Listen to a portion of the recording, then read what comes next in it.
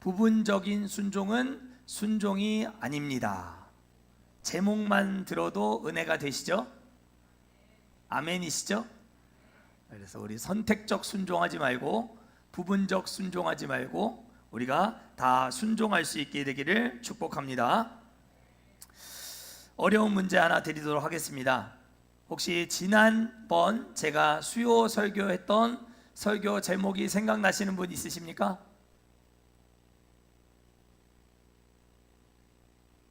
제가 먹고 살 수 있도록 여러분들이 다 까먹어 주시고 잊어버려 주셔서 지난 수요 설교 제목은 하나님이 빠진 형통은 위험합니다 라는 제목이었습니다. 하나님이 빠진 형통은 위험합니다. 그래서 사무엘상 14장 후반부에 있었던 말씀들을 중심으로 해서 사울의 20년간의 통치를 정리하며 그의 족보와 그의 곁을 지켰던 사람들의 이름들이 쫙 나열되어 있고 그가 어디를 가든지 싸워서 승리하게 되었다라고 하는 이 사울의 전공, 사울의 이 어디를 가든지 이기게 하신 그 하나님의 역사, 그것들을 우리가 함께 생각해 보았는데요. 사울은 하나님 없이도 큰 성공과 전공을 이루며 승승장구하는 삶을 살았습니다. 그러나 그것은 우리의 부러워할 만한 일이거나 우리가 따르고 싶은 그런 일은 전혀 아니었습니다. 하나님은 갑자기 뜬금없이 인생 말년에나 나올 법한 사울의 족보를 그의 통치가 계속 진행되고 있는 중간에 딱 기록해 놓게 하심으로 말미암아 마치 하나님이 더 이상 사울을 쓰지 않으시는 것과 같은 그런 뉘앙스를 풍기는 말씀이었다라고 하는 것을 생각해 보았습니다. 오늘 읽은 이 사무엘상 15장과 14장 사이에는 아주 긴 세월이 숨어져 있습니다. 장구한 세월, 아마 10년 정도 되는 그런 기간이 요 사이에 딱 숨어 있겠다라고 보기도 하는데요. 긴 세월이 숨어 있고 하나님께서 다시 사무엘을 부르셔서 사울을 만나게 하시는 장면이 오늘 본문의 내용이다라고 하는 것을 알 수 있습니다.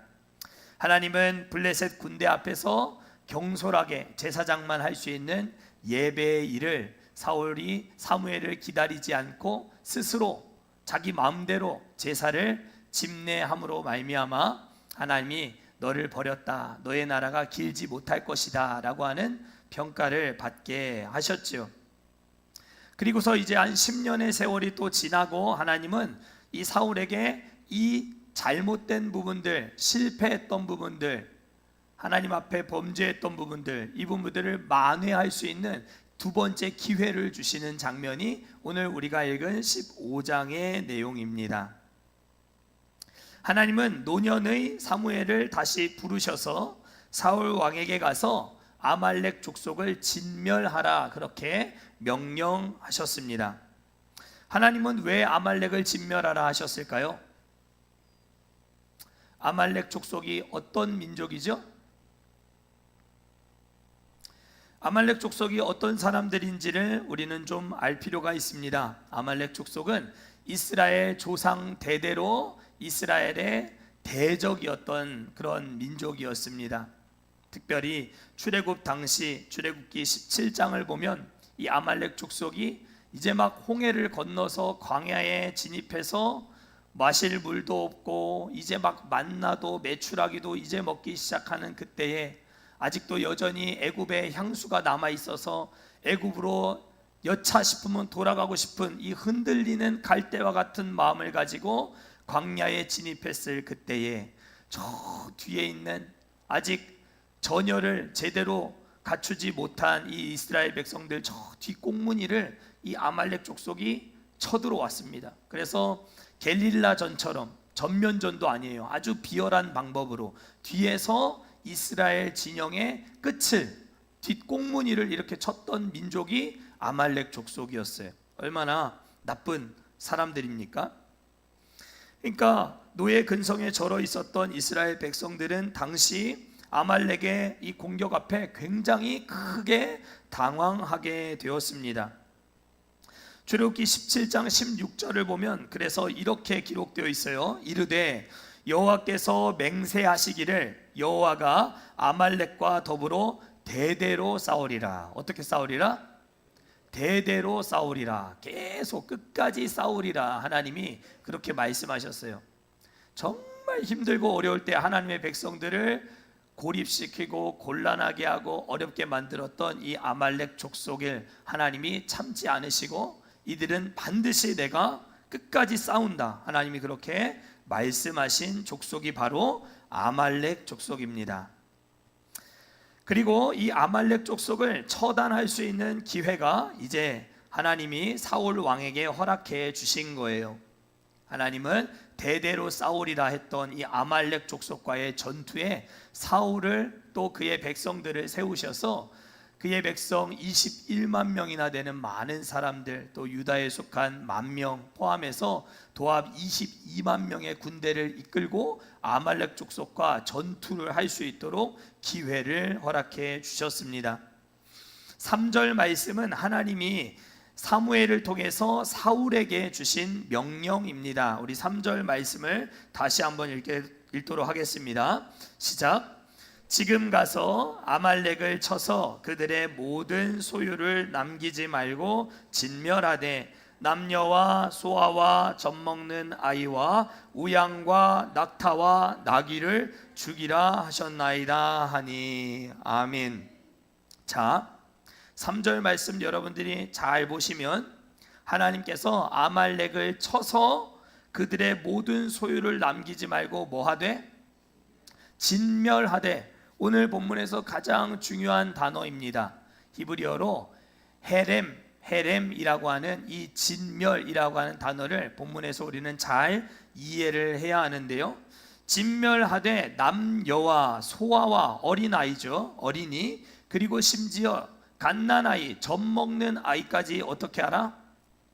죽이라 하셨나이다. 이렇게 말씀하고 있어요. 이 명령은 진멸에 대한 명령으로 영어로 보면 Holy War라고 해서 거룩한 전쟁이라고 해서 성전이라고 합니다. 거룩한 전쟁 해서 우리 눈에 보이는 건물 성전 말고 거룩한 싸움, 거룩한 전쟁이라고 해서 성전의 개념으로 우리가 이 진멸을 이해해야 하는데요. 한마디로 아말렉 족속 가운데 살아 숨쉬고 있는 모든 사람들과 모든 가축들, 그 모든 것들을 다 죽이고 없애버리라 하는 아주 잔인하고 가혹한 명령입니다. 구약 성경에 보면 하나님이 때때로 이 이스라엘 백성들에게 이 진멸에 대한 명령, 헤렘을 명하실 때가 있으셨습니다. 그 대표적인 예가 이스라엘 백성들이 광야 생활을 다 마치고 모압 땅에 서서 신명기 모세의 두 번째 율법 하나님의 말씀이 선포될 때에 이제 가나안 땅에 들어가서 뭐 해야 돼요?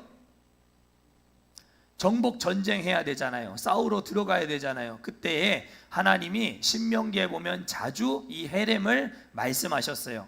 가나안 땅에 들어가면 거기 이미 자리를 잡고 터를 잡고 살고 있는 가나안 7족속과 거민들이 있다. 그들과 싸울 때 헤렘, 모든 호흡이 있는 모든 것들 다 죽여야 한다. 하나님이 그렇게 말씀하셨어요. 중요한 말씀이니까 우리 한번 찾아볼까요? 신명기 20장 앞에 20장 16절부터 18절까지 말씀입니다. 가나안 땅 정복 전쟁을 앞두고 이제 여호수아와 그의 군대를 향해 하나님이 모세를 통해 주신 말씀이에요. 신명기 20장 16절부터 18절까지 말씀 찾으셨나요? 함께 같이 읽어보실까요? 시작. 오직 내 하나님 여호와께서 내게 기업으로 주시는 이 민족들의 성읍에서는 호흡 있는 자를 하나도 살리지 말지니 곧 헷 족속과 아모리 족속과 가나안 족속과 브리스 족속과 히위 족속과 여부스 족속을 내가 진멸하되 내 하나님 여호와께서 내게 명령하신 대로 하라. 이는 그들이 그 신들에게 행하는 모든 가증한 일을 너희에게 가르쳐 본받게 하여 너희가 너희의 하나님 여호와께 범죄하게 할까 함이니라. 아멘. 16절 보면 이 민족들의 성읍에서는 호흡 있는 자를 하나도 살리지 말지니, 그렇게 말씀하셨어요. 진멸에 대한 명령을 이제 가나안 정복 전쟁을 앞두고 있는 이스라엘 백성들에게 하나님이 주셨다. 우리가 그걸 알 수 있죠. 일말의 여지, 조금도 여유를 주지 말고 갓난아이, 젖먹이의 목숨까지 하나님은 다 거두라, 그렇게 말씀하셨습니다. 그렇다 보니까 구약의 하나님은 어찌 이렇게 사람들을 다 죽이려 하시나, 동물도 왜 이렇게 자꾸 잡으라 하시나, 하나님은 피를 좋아하시나, 하나님 너무 잔인한 거 아니냐라고 생각하는 성도들이 많이 있습니다. 어떻게 아무것도 모르는 죄 없는 갓난아이까지 다 죽이라 하느냐라는 것이죠. 피도 눈물도 없는 이 하나님의 명령, 진멸에 대한 명령, 여러분들은 어떻게 이해하시고 계십니까? 헤렘, 진멸, 여기에 대해서 여러분들이 오늘 깊이 좀 생각을 해보셔야 됩니다. 얼마 전 새가족 식사를 할 때도 성경을 이제 막 한번 열심히 읽고 계시는 분이 이제 구약 성경 통독 열심히 하고 있는데, 보니까 하나님은 자꾸 사람을 죽이고 벌 주고 처벌하고 한단 말이죠. 자꾸 피를 보시는 거예요, 하나님이. 그러니까 왜 이렇게 하나님은 사람들을 이렇게 계속 죽이느냐라고 이해할 수 없다는 식으로 제게 말씀하신 적이 있었습니다. 그리고 성경 통독 열심히 하고 계시는 집사님 중에 한 분도 왜 이렇게 하나님은 제사하면서 동물들 계속 죽이냐, 왜 양 잡고 소 잡고 하는 이야기만 계속 나오느냐라고 이렇게 의구심을 갖고 이야기하시는 분도 있으셨어요. 충분히 그런 반응을 우리가 생각할 수 있습니다. 그러나 진멸에 대한 개념은 일반적인 전투의 개념과 전혀 다르다는 것을 우리가 알아야 합니다. 하나님이 사울에게 결코 쉬운 숙제를 준 것이 아님을 우리가 알아야 돼요. 하나님이 이 사울에게 두 번째 기회를 주셔서 첫 번째 실수를 만회할 수 있도록, 다시 왕으로서 사명을 잘 감당할 수 있도록 하나님 기회를 주기를 원하셨는데, 이때에 아말렉 족속과 대대로 싸우리라 하신 하나님의 명령이 사울에게 떨어지고 그에게 진멸에 대한 명령이 떨어졌다라고 하는 건 이 명령 자체가 순종하기 어려운 일이었겠구나라고 하는 것을 우리가 먼저 기억해야 합니다. 여러분들 만약에 진멸하라는 명령 듣고 적장에 들어가서 적군들을 다 싸워 죽이고자 하는데 어린아이를 안고 있는 엄마의 모습을 여러분들 생각해 보십시오. 아이만큼은 안 된다고 이렇게 부둥켜 안고 있는 엄마의 모습을 생각해 보십시오. 여러분들 여기서 매몰차게 할 수 있습니까, 여러분들? 이 정말 쉽지 않은 순종이었겠다라고 하는 생각을 우리가 해봐야 한다는 것이죠. 그럼에도 불구하고 성경에서 하나님이 진멸을 명하실 때에는 다음의 세 가지 의미를 우리가 꼭 생각을 해봐야 한다는 거예요. 첫 번째 의미는 진멸하라, 하나님이 완전히 모조리 생명 있는 모든 것들을 다 죽이라 했을 때는 이것이 하나님의 심판이다 라고 하는 것을 여러분들이 기억하셔야 돼요. 하나님이 아말렉 족속을 심판하기를 원하셨기 때문에 헤렘을 지시하신 것이죠. 동물과 사람들 하나님이 다 만드시고 창조하셨어요. 그리고 보기에 좋다, 보기에 심히 좋다라고 하신 피조 세계, 또 거기에 속한 사람들인 것이죠. 그럼에도 불구하고 하나님이 이들에게 진멸을 명하셨을 때는 이것이 그들의 범죄의 결과로 주어진 일이었다라고 하는 것을 우리가 알아야 합니다. 성적으로 타락하고 다양한 우상 숭배와 도덕 윤리적인 죄에 빠져서 돌이킬 수 없는 죄에 빠진 사람들을 하나님이 절대로 가만히 내버려 두지 않으신다. 하나님은 심판하시는 하나님이다 라고 하는 것을 보여주는 것이죠. 그래서 구약 성경에 하나님은 이렇게 죄를 짓고 우상 숭배하고 한 사람들을 가만히 내버려 두지 않고 그에 맞게 하나님이 처벌하시고 형벌을 내리시는 모습이 자주 등장하고 있는 것입니다. 하나님은 사랑의 하나님이시기도 하지만 하나님은 어떤 하나님? 공의의 하나님이십니다. 하나님은 공의의 하나님이세요. 이미 돌아설 기회를 충분히 많이 주셨고 경고도 할 만큼 하셨을 때 하나님은 최종적으로 심판의 방법으로 진멸을 명하시는 것입니다. 그러니 진멸의 명령을 받아서 수행하는 입장에서는 이것이 하나님의 진노로부터 시작된 엄중한 심판이다 라고 하는 것을 기억해야 했습니다. 여기에는 인간적인 사사로운 감정이 조금도 개입되어서는 안 되는 것입니다. 설령 갓난아이 붙들고 아기 엄마가 울부짖고 있다 할지라도 이것은 하나님의 엄중한 심판이기 때문에 사사로운 감정이 거기에 개입되어서는 안 된다라고 하는 것을 우리가 기억해야 합니다. 그러나 그럼에도 불구하고 의문이 있죠. 가나안 7족속 하나님이 계속해서 경고하시고 계속해서 회개할 기회를 주시고 계속해서 하나님이 돌아올 수 있도록 하나님이 이끌어 주셨던 민족들이었습니까? 그렇지 않았어요. 가나안 7족속들은 이방 민족이었고 우상 숭배하는 사람들이었어요. 그들에게 진멸을 명하신 이유는 그럼 무엇인가? 왜 그들의 목숨을 다 앗아가라 하셨는가? 거기엔 이 헤렘과 관련된 두 번째 의미를 여러분들이 아셔야 돼요. 첫 번째 의미는 뭐라고요? 하나님의 심판이다.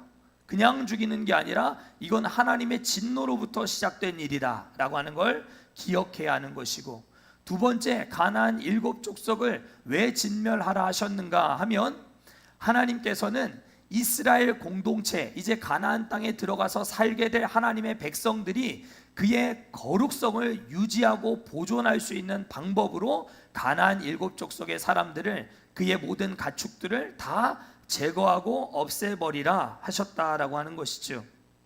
언약 백성의 거룩성을 보존하기 위한 아주 강력한 조치, 그것이 바로 헤렘입니다. 우리가 어렸을 때 미술 시간 색깔을 섞는 그런 활동들도 많이 하죠. 파란색과 빨간색 물감을 섞으면 무슨 색이 되죠? 안 배우셨어요? 파란색과 빨간색을 합치면 보라색이 됩니다. 보라색.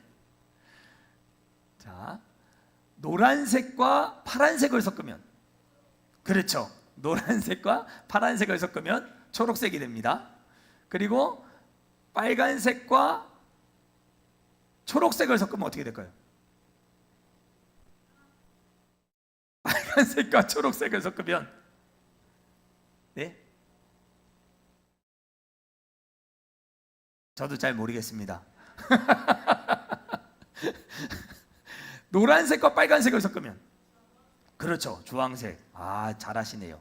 자, 노란색과 검정색을 섞으면, 네? 갈색. 오, 아주 훌륭한 우리 초등학생. 갈색이 나옵니다. 그런데 어떤 색깔과 섞는 것과 상관없이 검정색의 양이 엄청 많으면 빨간색이든 파란색이든 노란색이든 흰색이든 어떤 색깔을 섞어도 다 검정색이 될 수밖에 없어요. 진멸을 명하시는 이유는 가나안 7족속의 우상 숭배와 그들의 죄악이 아주 양이 많은 검정색과 같은 거예요. 그러니까 아무리 거룩한 빨간색, 노란색, 흰색, 파란색, 초록색이 가나안 땅 들어가서 살려고 아무리 믿음 가지고 잘 지켜보고 믿음 따라서 하나님의 말씀대로 순종하며 살아가 보려고 애를 써도 이미 검은색의 양이 너무 많기 때문에 아무리 거기 들어가서 믿음 가지고 살려고 해봐도 검은색에 물들기가 쉽다라는 거예요. 그러니까 하나님은 가나안 땅 정복 전쟁을 할 때 다 싸그리 없애버려야 된다, 그렇게 말씀하신 것이죠. 하나님이 진멸 헤렘을 명하시는 두 번째 이유가 바로 이것입니다. 한마디로 물들지 말라라는 것입니다. 어떻게 하지 말라? 물들지 말라. 여러분들도 여러분들의 믿음을 너무 과신하시지 마시기 바랍니다. 우리는 죄성을 가지고 있는 죄인이지 하나님 앞에서 우리가 의로움을 인정받은 사람일 뿐이지, 여전히 시커먼 곳이 많은 물감들이 있는 곳에 여러분들이 들어가면 여러분들의 색깔을, 고유한 색깔을 잘 유지하고 싶어도 거기 들어가서 부대끼고 살다 보면 어떻게 돼요?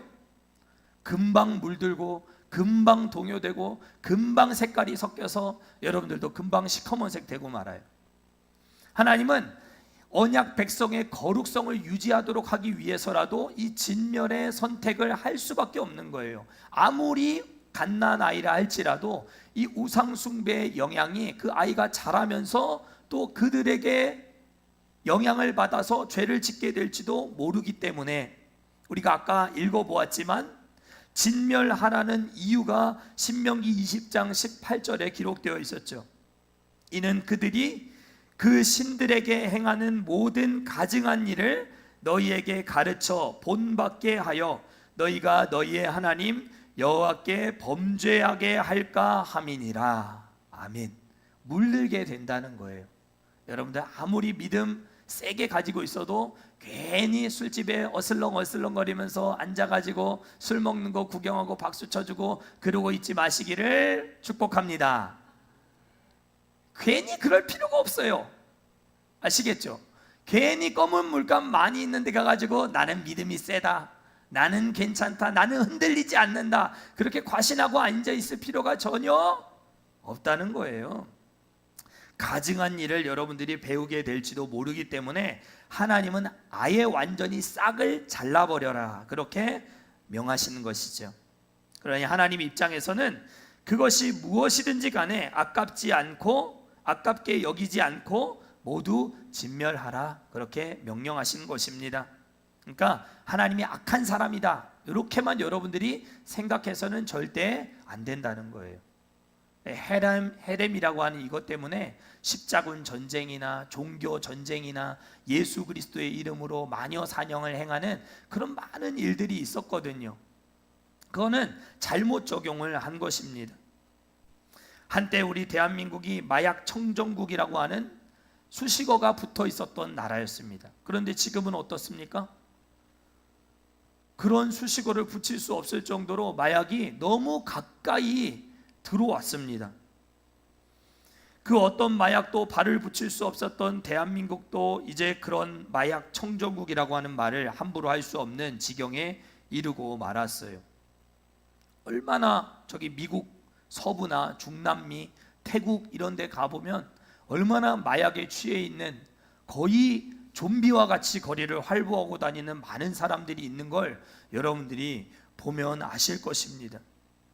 마약 유통이나 거래가 얼마나 활발히 이루어지는지 모릅니다. 그런 지경에 이르면 어느 부모라도 여러분들 자녀들을 그 가운데 보내시겠습니까? 믿음 생활 잘했던 내 새끼들 거기 다 보내실 수 있으시겠습니까? 절대 못 보냅니다. 진멸의 대상이 되는 자들을 향한 하나님의 마음이 꼭 이와 같다는 것입니다. 부모의 마음인 것이죠. 뿌리까지 깨끗하게 제거하지 않으면 훗날 다시 문제가 생길 수 있음을 하나님이 다 아시고 진멸을 명하신 것입니다. 그러니까 이건 하나님의 선하심이지 하나님의 악함이 절대 아니라는 거예요. 여러분들 성경 읽을 때 갓난아이 하나님이 지기라 하셨다라고 해가지고 하나님이 악한 하나님, 하나님은 인정사정도 없는 하나님, 피도 눈물도 없는 하나님, 그렇게 생각하지 않으시기를 바랍니다. 마지막으로 진멸에는 중요한 세 번째 의미가 담겨 있습니다. 세 번째 의미는 무엇일까요? 하나님 왜 다 죽이라고 했을까요?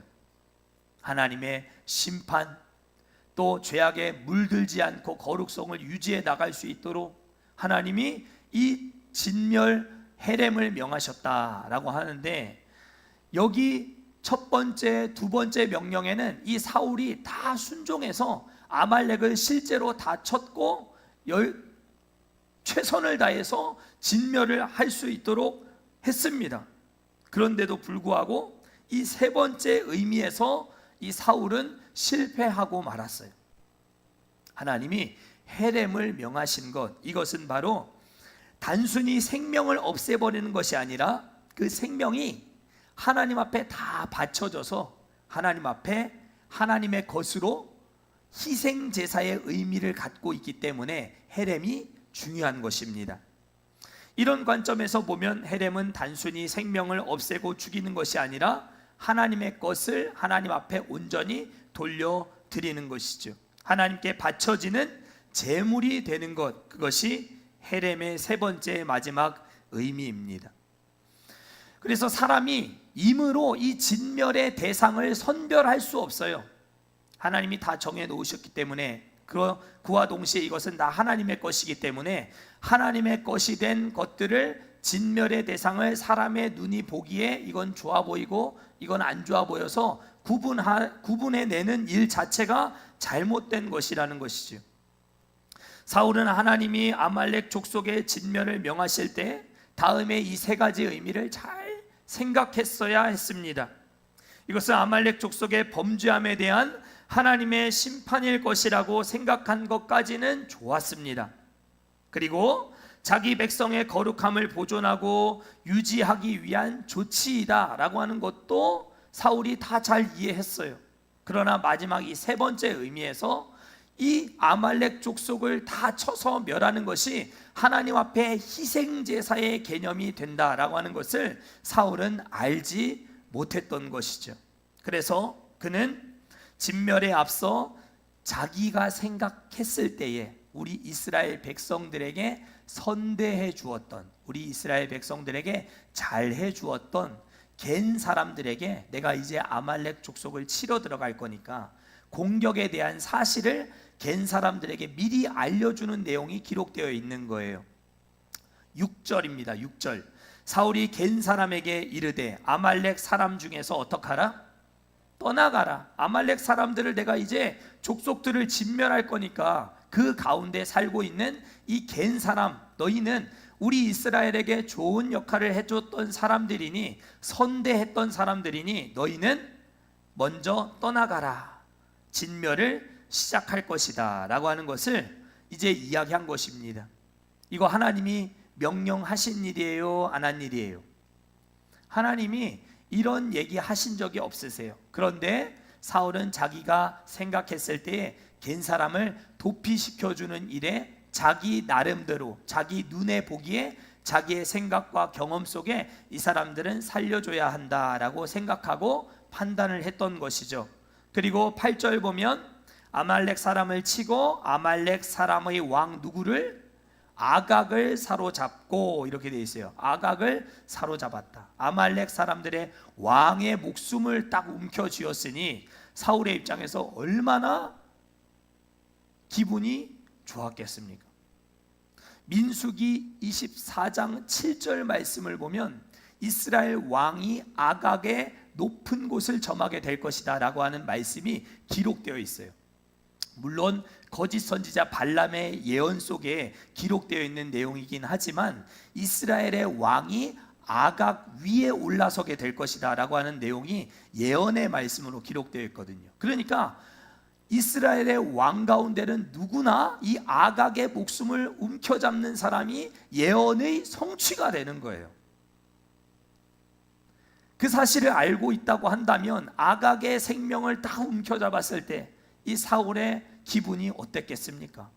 아, 나는 구약 성경에서 말하는 예언의 성취가 내 삶 가운데 이루어졌어. 나는 이 아각의 생명을 좌지우지할 수 있는 사람이야 라고 하는 그 엄청난 자부심이 생겨났지 않았겠습니까? 하나님은 아각까지 전부 다 진멸하라 했음에도 불구하고 그는 자신의 생각에 아각 왕을 붙잡으면 하나님이 기뻐하시겠다, 그렇게 생각했음을 우리가 알 수 있습니다. 그리고 사울은 앞서 진멸에 앞서 또 자기 또 백성들이 또 이것저것 또 살려주는 것들을 볼 수 있어요. 9절 말씀이죠. 사울과 백성이 아각과 그의 양과 소의 가장 좋은 것, 또 기름진 것과 어린 양과 모든 좋은 것을 남기고 진멸하기를 어떻게 하고? 즐겨 아니하고. 하나님은 분명히 진멸하라 했는데 진멸하기를 즐겨 아니하고. 그런데 본문 보십시오. 주어가 누구입니까? 9절에 누가 진멸하기를 즐겨 아니했다 했어요? 사울과 백성이 이렇게 돼 있죠. 그런데 성경 원문에서는 사울이 백성들에게 이러한 부분들을 지시한 것 같은 뉘앙스로 기록되어 있어요. 그러니까 이 백성들이 양과 소와 좋은 것들을 남기고 진멸을 즐겨하지 아니하였던 것은 사울이 그것을 기뻐하는 사람이었기 때문에 백성들이 살려주었다, 이렇게 기록되어 있다는 것이죠. 그러니까 진멸하기를 즐겨하지 아니하였던 사람은 사울이었음을 성경이 꼬집어서 말씀하고 있다는 것입니다.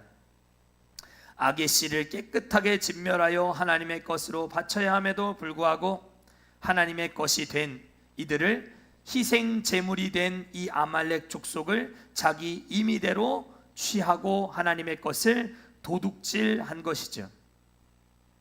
사울은 결국 온전한 순종이 아니라 부분적 순종을 하고 말았습니다. 사울은 하나님이 주신 두 번째 기회마저 완전히 날려버리고 말았습니다.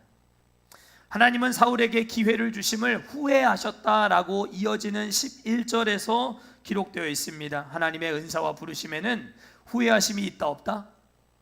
후회하심이 없다 했는데 하나님이 하나님의 은사와 부르심에 후회하심이 없다라고도까지 말씀하셨는데 하나님이 사울을 왕 세운 것을 어떻게 하노니? 후회하노니 라고 기록되어 있어요. 하나님이 우리에게 언제나 쉬운 순종만 허락하시는 것은 아닙니다. 여러분들에게 말씀이 어렵게 다가오실 때가 있으시죠? 하나님의 말씀이 내 마음을 팍 찔러서 내 마음을 고통스럽게 하는, 콱콱 찌르는 그런 말씀이 들려올 때가 있으시죠? 마치 사울에게 진멸에 대한 명령이 그렇게 느껴졌을지도 몰라요. 그러나 그 하나님의 명령 앞에 사울과 같이 부분적으로 순종하면 그건 순종이 아니라 불순종이 되는 거예요. 내가 원하는 것, 내 눈에 보기에 좋아 보이는 것 살려놓고 진멸하기를 즐겨하지 않는 것. 물론 진멸을 완전히 안 한 건 아니었어요. 끝까지 쳐들어갔다, 술까지 쳐들어가서 왕의 목숨을 잡을 정도였으니까 아말렉 족속을 거의 다 진멸했겠죠. 99% 진멸했겠죠. 그러나 1% 순종 안 하면 하나님 앞에서는 순종이 아니다 라고 하는 사실을 우리가 기억해야 합니다. 사울은 온전한 순종을 하지 못했습니다. 그 핵심적인 이유를 본문 9절에서 명확하게 밝혀줍니다. 모든 좋은 것을 어떻게 하고? 모든 좋은 것을 남기고, 이렇게 했어요. 남기고라고 하는 말은 히브리어로 하말이라고 하는데 단순히 빼놨다, 따로 빼놨다 이런 의미가 아니라 아까워했다라고 하는 뜻입니다. 하말, 남기고, 모든 좋은 것을 남기고 할 때 이 남기고 하말은 아까워했다라는 말이에요. 하나님의 것임에도 불구하고 마치 제 것인 양 그것을 아까워했기 때문에 그는 두 번째 기회도 완전히 날려버리고 투아웃을 당하게 되는 모습을 오늘 성경에서 우리가 볼 수 있는 것이죠. 자기 눈에 보기에 좋은 것을 아까워했던 그는 부분적 순종을 할 수밖에 없었습니다. 사랑하는 성도 여러분, 온전한 순종하실 수 있게 되기를 축복합니다. 100% 순종하실 수 있기를 축복합니다. 내 마음을 조금 불편하게 하더라도 순종해버리십시오. 순종해버리십시오. 하나님이 여러분들의 인생을 높이 들어 써주실 줄 믿습니다. 이때 아말렉의 왕을, 아각을 사무엘이 그 이어지는 구절들 보면 처단합니다. 그런데도 불구하고 남겨진 사람들이 있었어요. 아말렉 왕까지 처단을 했는데도 불구하고 99% 완전히 진멸했다고 생각했는데 아말렉 족속은 여전히 근근히 남고 살아남아서 나중에 포로 시대가 되면 저기 페르시아 바사에 왕후가 한 명 생기죠. 왕후가 누구죠? 페르시아의 에스더가 왕후가 되잖아요. 그죠?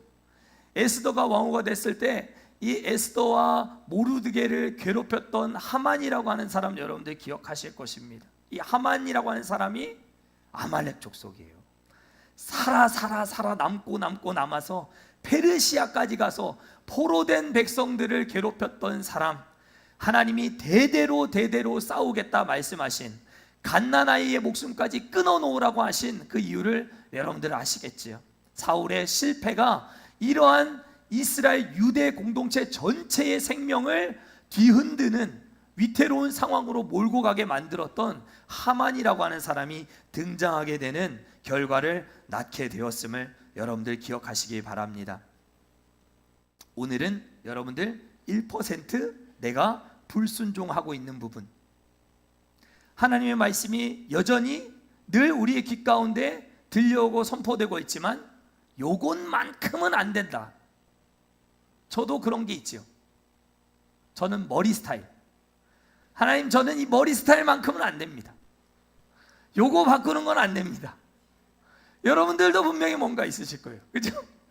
여러분들도 1% 진짜 안 된다고 생각하고 있는 그 여러분들 울타리만의 안에 있는 요거는 진짜 안 돼요. 습관이랄지 혹은 자존심이랄지 혹은 여러분들의 자녀의 문제랄지 혹은 여러분들 가진 물질에 대한 문제 혹은 하나님 앞에 내 시간을 드리는 문제, 요것만큼 요 시간만큼 요것만큼은 절대 안 돼요 라고 하고 있는 그 부분이 여러분들의 삶에 하나님이 허용하기를 원치 않으시는 1%의 불순종의 내용일지도 모른다 라고 하는 생각을 오늘 해보게 되면서 내 입맛에 맞는 말씀에만 여러분들 취사 선택해서 순종하지 마시고 하나님 말씀에 온전히 100% 순종할 수 있게 되기를 주의 이름으로 축원합니다. 야고보서 보면 누구든지 온 율법을 다 지키다가 그 중에 하나를 범하면 모두 범한 자가 된다. 하나 딱 범했을 뿐인데 너는 다 범했어. 하나님 이렇게 말씀하시겠다. 말씀하세요. 여러분들의 삶 가운데도 다 순종 잘하다가 99%다 잘하다가 1% 내가 요것만큼은 안 돼요 하고 고집하면서 내 바운더리 안에 넣고 있는 그거 순종하지 못하고 있으면 다 불순종한 거다. 다 순종하지 않은 것이다. 그렇게 말씀하시지도 모르겠다. 그런 생각도 한편 해보게 됩니다. 지금까지 잘 해오신 여러분들의 삶에 이것만큼 안 된다고 버티고 있는 바로 1% 그것까지 온전히 하나님을 향해 문을 열고 마음의 문을 열고 나아가시는 저와 우리 모두가 될 수 있기를 주의 이름으로 간절히 축원합니다.